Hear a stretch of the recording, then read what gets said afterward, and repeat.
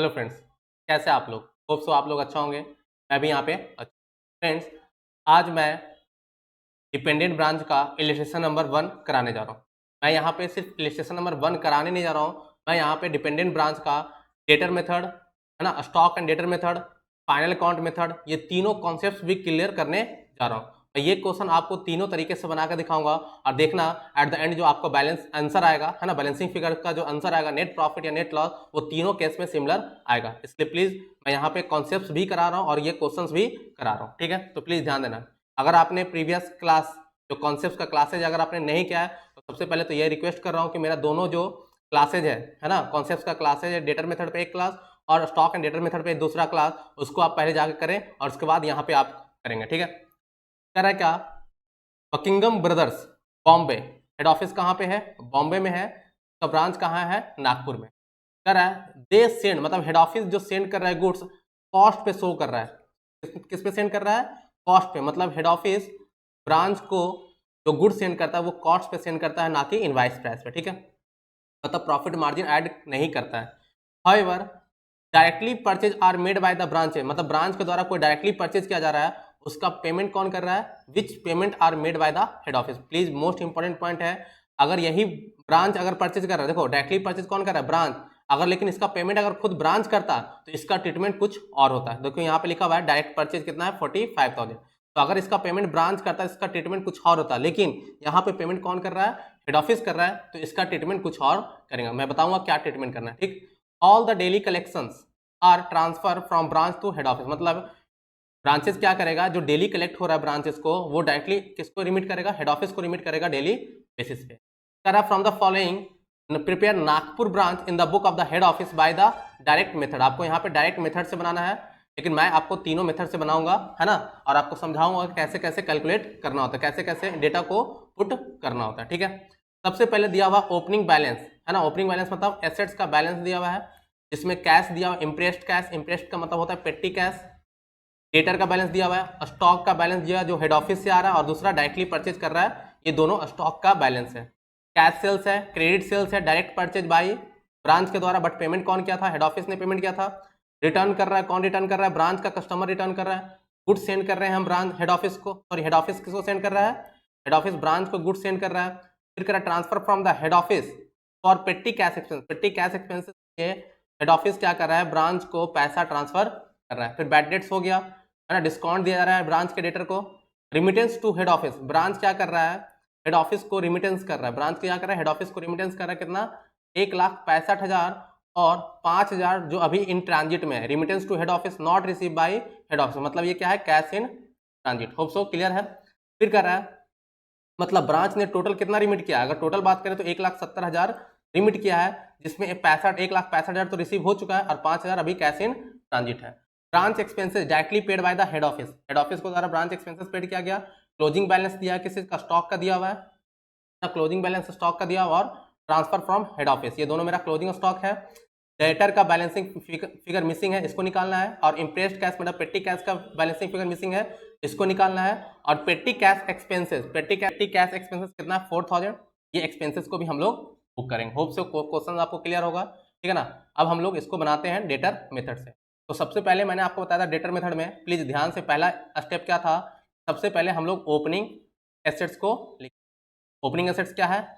Cash है ना 2,000, ठीक। डेटर है 25,000, स्टॉक है ना, स्टॉक फ्रॉम हेड ऑफिस और डायरेक्ट परचेज कितना है? हेड ऑफिस से 24,000 और डायरेक्टली परचेज कितना है? 16,000, ठीक है ना? और ये कॉस्ट पे है, इनवाइस प्राइस पे नहीं, तो कोई टेंशन नहीं, ये कॉस्ट पे है, इसलिए हम लोग इसको डायरेक्टली लिख दें, ठीक। फिर क्या लिखेंगे? दूसरे स्टेप पे क्या था? दूसरे स्टेप पे था गुड्स सेंड कर रहा है, कौन? हेड ऑफिस ब्रांच को, तो गुड्स सेंड टू ब्रांच, ठीक। अगर कॉस्ट पे है तो कॉस्ट पे लिखेंगे, अगर इनवाइस प्राइस पे होता तो इनवाइस प्राइस पे। कितना क्या है? देखो goods send to the branch कितना है? 60,000, ठीक है। अब तुम्हारे माइंड में क्वेश्चन होगा कि सर जो डेटा मिसिंग है, डेटा जो नहीं लिख रहे, जैसे मान लेते हैं मैंने इसको तो लिख दिया, इसको लिख दिया, इसको लिख दिया, इसको लिख दिया, कैश सेल्स और क्रेडिट सेल्स का यूज कहाँ पे करेंगे? कैश सेल्स और क्रेडिट सेल्स, देखो कैश सेल्स का मतलब जो मैं रिमिट करूंगा ना, किसको रिमिट करूंगा? By bank. जब रिमिट करेंगे किसको? हेड ऑफिस रिमिट कर रहा है, किसको? सॉरी ब्रांच रिमिट किसको कर रहा है? ब्रांच जब रिमिट करेगा किसको, हेड ऑफिस को, तो ये सब डेटा यूज होगा। तो ये डेटा कैश सेल्स कितना रिमिट करेगा, तो जितना भी कैश सेल्स किया उससे पैसा आएगा उसको रिमिट करेगा, हाँ 45,000, ठीक है। दूसरा क्रेडिट सेल्स, तो क्रेडिट सेल्स कितना हुआ, 1,35,000। तो क्रेडिट सेल्स का यूज हम कहाँ करेंगे, डेटर अकाउंट बनाने में, है ना। तो मान लेते हैं टू बैलेंस बीडी मेरा जो भी है, और इसका यूज कहाँ पे करेंगे, क्रेडिट सेल डेटर का बैलेंस निकालने के लिए। तो क्रेडिट सेल्स कितना है,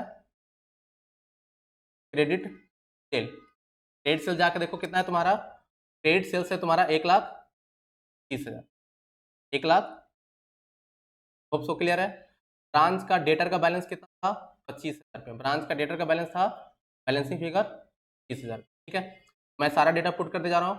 डायरेक्टली परचेज, अब देखो मैंने बताया था डायरेक्टली परचेज कौन कर रहा है, ब्रांच तो डायरेक्टली परचेज कर रहा है, बट उसका पेमेंट कौन कर रहा है, हेड ऑफिस कर रहा है। अगर ये पेमेंट हेड ऑफिस ना किया होता, प्लीज ध्यान देना, अगर ये पेमेंट परचेज का पेमेंट हेड ऑफिस ना किया होता तो ये अमाउंट यहाँ पे नहीं आता। ये अमाउंट फिर कहाँ आता, यहाँ से हम माइनस करते क्या, जो कलेक्शन, अगर ब्रांच किया होता ये एक्सपेंसेस, तो जितना भी कैश रिमिट करना है उस रिमिट से माइनस करके हम लोग इसको करते, ठीक है।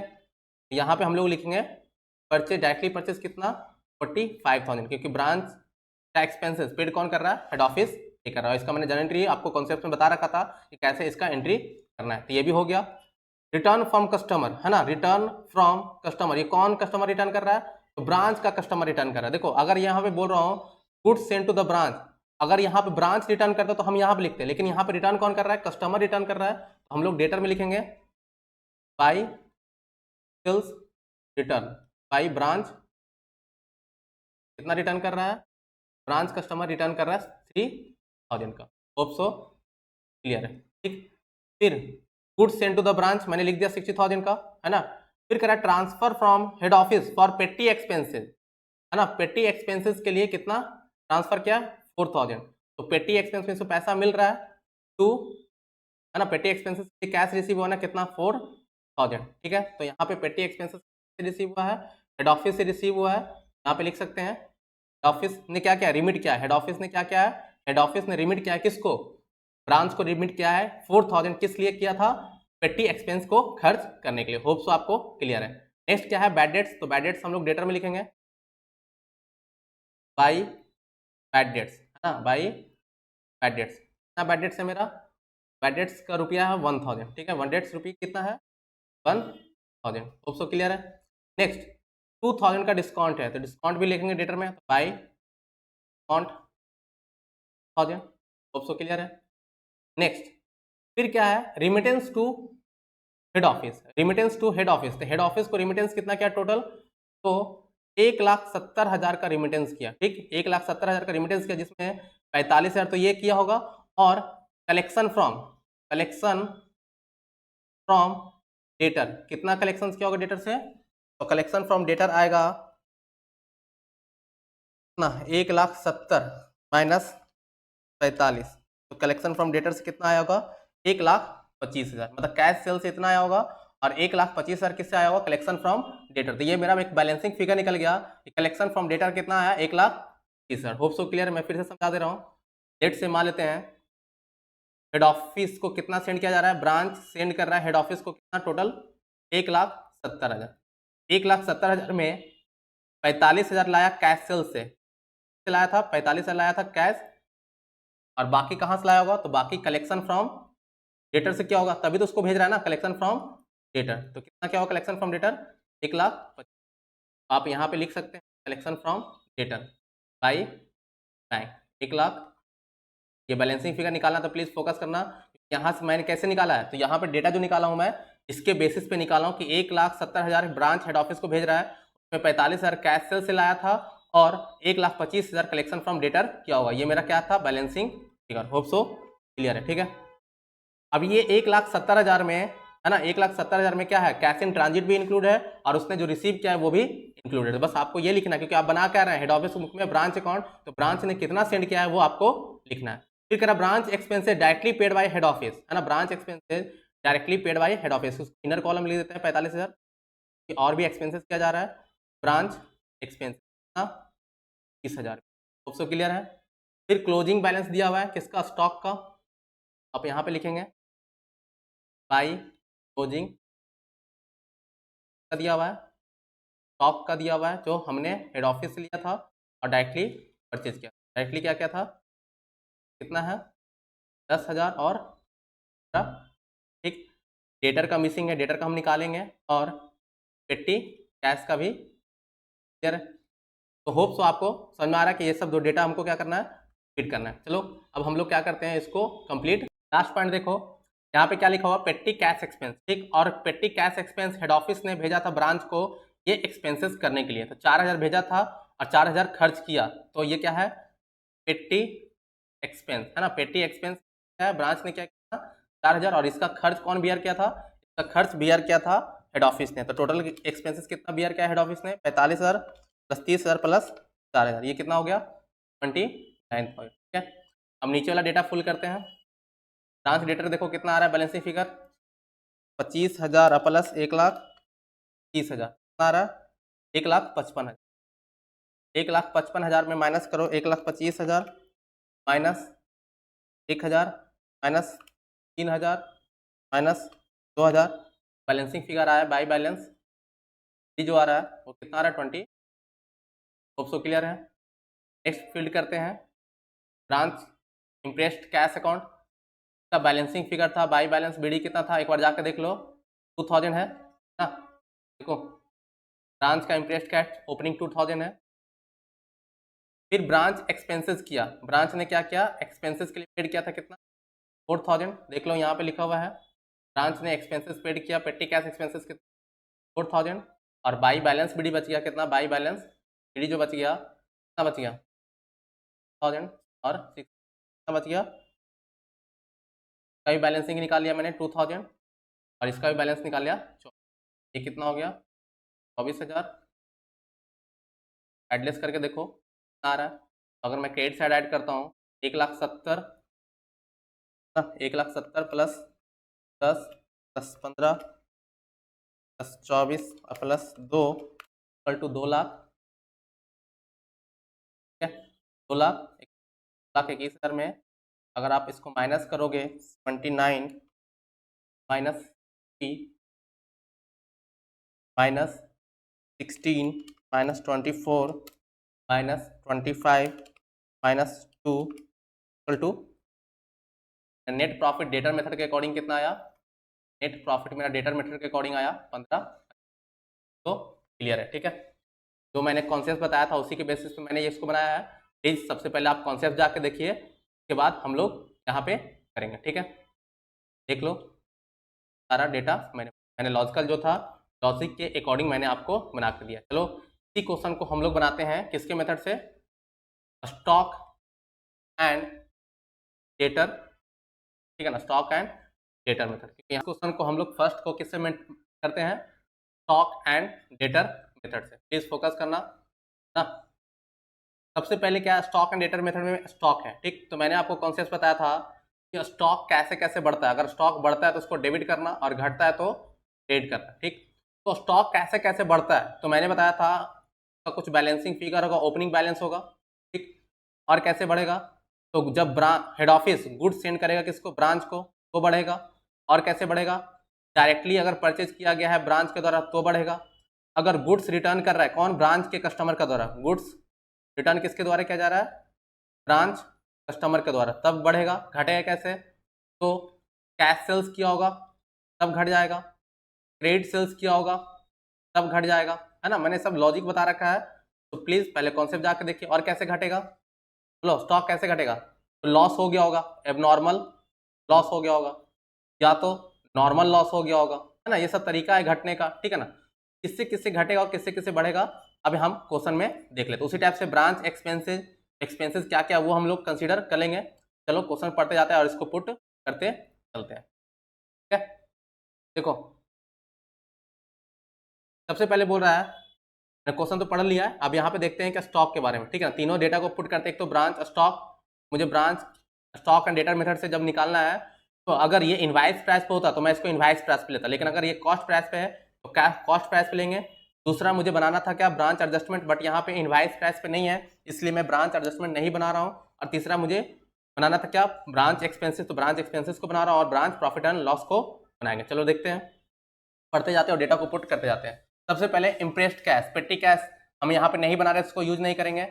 डेटर कितना है 25,000, तो डेटर को भी नहीं बना रहे हैं हम यहाँ पे, है ना, क्योंकि मैंने आपको बताया था कि जब stock and debtor method use करते हो तो मेन 3 अकाउंट बनाना होता है, 4 अकाउंट, एक तो stock, branch adjustment, branch expenses and branch profit and loss account. ठीक, अगर कोई डेटा मिसिंग है तो हमको ब्रांच कैश और ब्रांच डेटर बनाना पड़ता था, लेकिन आप यहाँ पे देख लेते हैं, अगर मिसिंग होगा तो बनाएंगे, अदरवाइज हमको बनाने की नीड नहीं है। ठीक है, तो मैं यहाँ पे आपको कॉन्सेप्ट क्लियर कर रहा हूँ, तो प्लीज फोकस करना, ठीक है ना। मुझे बनाने की नीड होगा तो सब यूज करेंगे, अदरवाइज यूज नहीं करेंगे। ठीक है, अभी मैं इसका यूज नहीं कर रहा हूँ, कभी यूज नहीं कर रहा हूँ मैं। ठीक है, स्टॉक, अब स्टॉक का यूज करूंगा, मेरे पास स्टॉक है तो to balance BD, head office का कितना है और ब्रांच का कितना है, तो हेड ऑफिस का 24,000 है और ब्रांच का 16,000 है। ठीक, डायरेक्टली परचेज किया तभी स्टॉक बढ़ेगा, कितना से, सॉरी स्टॉक तो था, ठीक है, ये मेरा स्टॉक था डायरेक्ट परचेज वाला और ब्रांच हेड ऑफिस वाला। ठीक, कैश सेल्स करेंगे तो मेरा स्टॉक घटेगा कितना, 45,000 से घटेगा, और क्रेडिट सेल्स 1,30,000 से मेरा स्टॉक घट जाएगा। क्रेडिट सेल्स करेंगे तो मेरा 1,30,000 से स्टॉक घट जाएगा। डायरेक्टली परचेज किए हैं तो मेरा स्टॉक बढ़ जाएगा। रिटर्न फ्रॉम कस्टमर है, रिटर्न फ्रॉम कस्टमर तो मेरा स्टॉक क्या हो जाएगा, बढ़ जाएगा। गुड्स सेंड टू ब्रांच, अब देखो गुड्स सेंड टू ब्रांच मेरा स्टॉक बढ़ जाएगा। Clear. Transfer from head office for petty expenses के लिए, एक्सपेंसेस क्या था इसका मैं अभी कोई यूज नहीं करूंगा।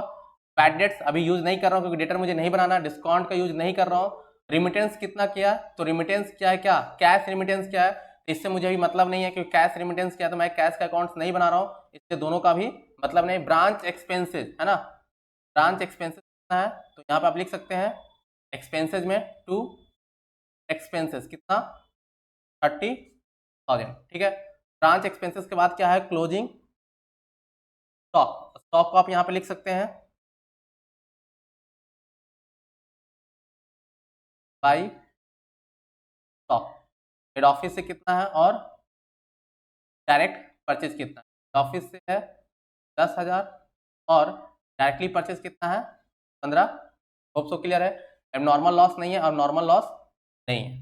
ठीक है, यहाँ पे कुछ ना कुछ बैलेंसिंग फिगर निकलेगा, उसको हम देखते हैं क्या निकलेगा। ठीक है ना, अब आते हैं नीचे, जो ब्रांच एक्सपेंसेस देखना है तो देखो एक्सपेंसेस क्या क्या क्या है ब्रांच ने, ब्रांच का एक्सपेंसेज है बैड डेट्स है।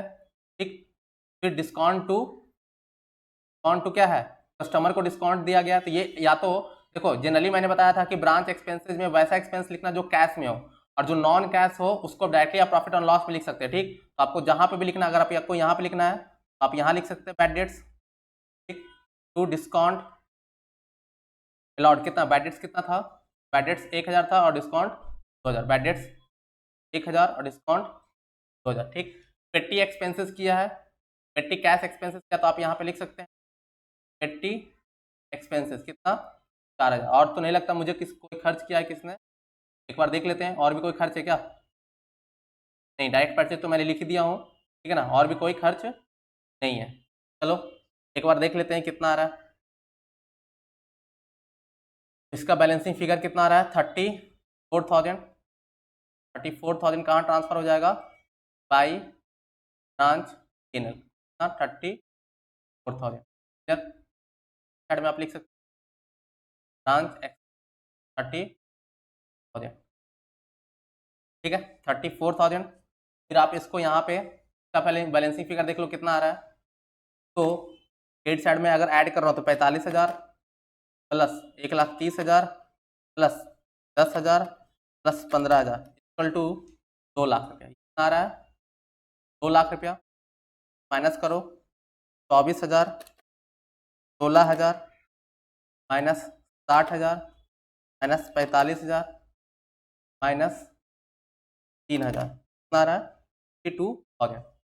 मेरा जो बैलेंसिंग फिगर आया वो 50,000। ये बैलेंसिंग फिगर क्या आएगा, तो सरप्लस आएगा, मैंने बताया था। और सरप्लस इसका लॉजिक बता चुका हूँ कि सरप्लस क्यों आया है, और इसको हम ट्रांसफर कहाँ पर करेंगे, ब्रांच P&L, क्योंकि ब्रांच एडजस्टमेंट नहीं है तो ब्रांच P&L में डायरेक्टली ट्रांसफर करेंगे बाई ब्रांच स्टॉक 50। ठीक है, माइनस प्लस करो, देखो कितना आ रहा है आपका नेट प्रॉफिट 1000, माइनस करोगे 37,000 आएगा 3,000। ठीक है, तो आंसर मैच कर रहा है आपका नेट प्रॉफिट का मतलब ये हुआ कि मुझे ब्रांच डेटर और ब्रांच का कैश बनाने की नीड नहीं है। अगर ब्रांच डेटर और ब्रांच कैश बनाना चाहते हो तो बना सकते हो, बट वो आपके सेवा भाव होगा, ठीक है ना, आपको यहाँ पे कोई रिक्वायरमेंट नहीं है। तो होप सो क्लियर हो गया होगा। दो कॉन्सेप्ट मैंने बता चुका हूँ, एक तो डेटर मेथड, दूसरा स्टॉक एंड डेटर मेथड। अब हम लोग देखते हैं फाइनल अकाउंट मेथड, है ना। Final account method just like आप जैसे क्लास 11 में फाइनल अकाउंट बनाते थे इसी टाइप से आपको यहाँ पे बनाना है। तो जैसे आप फाइनल अकाउंट बनाते थे कैसे, टू ओपनिंग स्टॉक लिखते थे यहाँ पे, तो आप भी यहाँ पे ओपनिंग स्टॉक लिखेंगे, कहाँ से, हेड ऑफिस से आया वो और डायरेक्टली परचेज किया वो। तो ओपनिंग स्टॉक कितना था 24,000 और 16,000। फिर क्या लिखेंगे, गुड्स परचेज किया, एक तो डायरेक्टली परचेज किया था, है ना, एक तो डायरेक्टली परचेज किया था और दूसरा गुड्स सेंड टू ब्रांच, मतलब मैंने किससे खरीदा था, हेड ऑफिस से खरीदा था। कितना डायरेक्टली परचेज मैंने कितना किया था देख लो, डायरेक्टली परचेज 45,000 और गुड्स सेंड टू ब्रांच 6,000। 45,000 यहाँ पे आएगा और 6,000 यहाँ पे आएगा, ठीक है। और भी कोई इन्फॉर्मेशन डायरेक्ट भेजे जैसा कुछ है यहाँ पे, ऐसा कुछ भी नहीं है। अब आते इधर बाई सेल्स, कितना सेल्स क्या है, कैश सेल्स ना, क्रेडिट सेल्स और माइनस कुछ रिटर्न हुआ होगा तो हम रिटर्न कर देंगे। तो कैश सेल्स कितना होता है आप देखें, 45,000 और 1,30,000, 45,000 1,30,000 और रिटर्न कितना किया था कस्टमर ने 3,000, तो यहाँ पे 3,000 माइनस कर देंगे तो आपका बैलेंसिंग फिगर आएगा कितना आएगा, 45 1,30 प्लस माइनस करेंगे 3,000 कितना आएगा 1,72। लास्ट में by closing stock head office और डायरेक्ट परचेज। तो क्लोजिंग स्टॉक हेड ऑफिस से 10,000 था, ठीक, और ये डायरेक्ट परचेज कितना है, आप यहाँ बैलेंसिंग फिगर से जीपी निकाल सकते हो, निकाल के देख लो कितना आ रहा है। 172 प्लस 25,000 करेंगे तो कितना आएगा 197। 197 में हम माइनस करेंगे ना, 197 minus this amount, 197 minus 24,000 minus 16,000 minus 45,000 minus 50,000 equal to 52,000। तो जीपी कितना आया मेरा 50, ग्रॉस प्रॉफिट 52,000 यहाँ पे लिखेंगे, बाई ग्रॉस प्रॉफिट ट्रांसफर करेंगे उसको, ग्रॉस प्रॉफिट को ट्रांसफर करेंगे कहाँ पे, प्रॉफिट एंड लॉस अकाउंट में, बाई ग्रॉस प्रॉफिट इधर सारा एक्सपेंसेस जो होगा उसको लिखेंगे। तो एक्सपेंसेस कौन क्या क्या है मेरा, आप देख लो एक्सपेंसेस में डेबिट साइड में आके देखते हैं ना, परचेज तो हो ही गया मेरा, सेल्स हो गया, परचेज हो गया, कस्टमर रिटर्न कर दिया हो गया, पेटी एक्सपेंसेस, बैड डेट्स है मेरा ना, बैड डेट्स है 1,000 एक्सपेंस, अमाउंट मेरा कितना 2,000 का, ठीक। ये तो रिमिटेंस क्या है, डायरेक्टली एक्सपेंसेस, ब्रांच का एक्सपेंस कितना हुआ है, ब्रांच का एक्सपेंस 1,000 हुआ है, पेटी एक्सपेंस कितना हुआ है, पेटी एक्सपेंस 4,000 है ना, पेटी एक्सपेंस 4,000, पेटी एक्सपेंस और बैडलेस करके देख लो कितना आ रहा है, 52,000 minus 1 2 3,000, 3 3 33,000 minus 4,000 equal to net profit कितना आ गया, नेट प्रॉफिट 15,000। आप देख रहे हैं कोई भी मेथड से मैं बना रहा हूँ, है ना, कोई भी मेथड को बना फॉलो कर रहा हूँ, मेरा जो नेट प्रॉफिट है एट द एंड क्या आ रहा है, वही आ रहा है ना, ठीक है। तो होप सो आपको ये कॉन्सेप्ट क्लियर हो गया होगा, ठीक है। तो ये मैंने क्वेश्चन इलेक्ट्रेशन 1 आपको मैंने क्वेश्चंस भी सोल्व करवा दिया और आपको लॉजिकल भी बता दिया तीनों मेथड से कैसे। होप सो क्लियर है। आज के लिए इतना ही, धन्यवाद।